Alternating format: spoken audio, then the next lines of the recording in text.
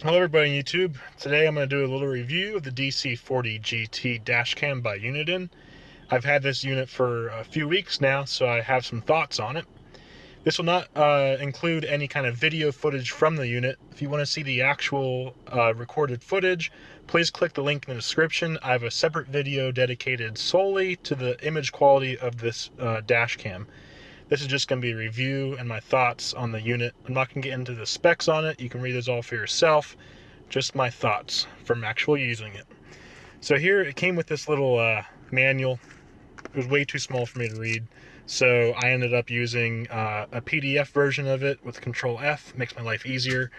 This is the box it came in. I got it at Radio Shack, and I have it installed here on a 2015 Subaru Legacy.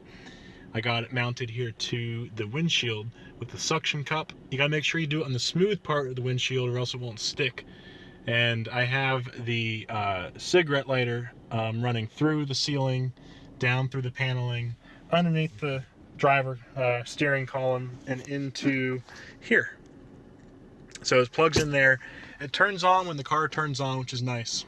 And you can set it so the screen doesn't stay on.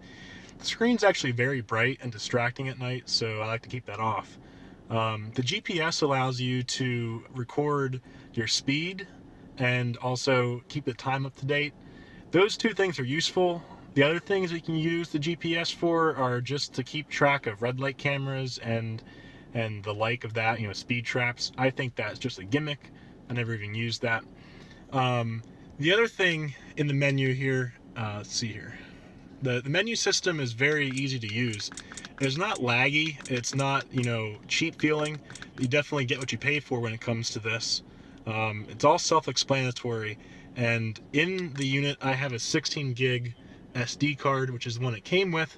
That allows me to record about a day to a day and a half of travel. So you might want to get a 64 gig just to be safe. Other than that, it's not a problem, because if you are in a crash, you can hit this button, or if it senses a crash, no matter what, it will flag the video and it won't be deleted. So that's nice when it comes to that. One thing about the lens, it's an f1.8 lens, I believe. So it allows you to get very nice image quality. Again, do check the video I have in the description for more details on that. But it does not have a polarizing filter on it. So if there's any kind of glare on your windshield, like from the speaker or from a car coming on, you will get some glare in the video, which is kind of undesirable.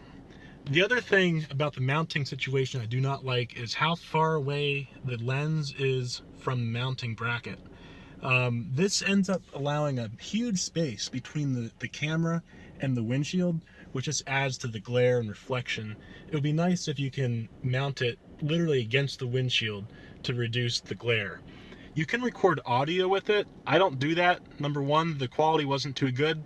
And number two, privacy concerns. I don't really see a need to record the audio.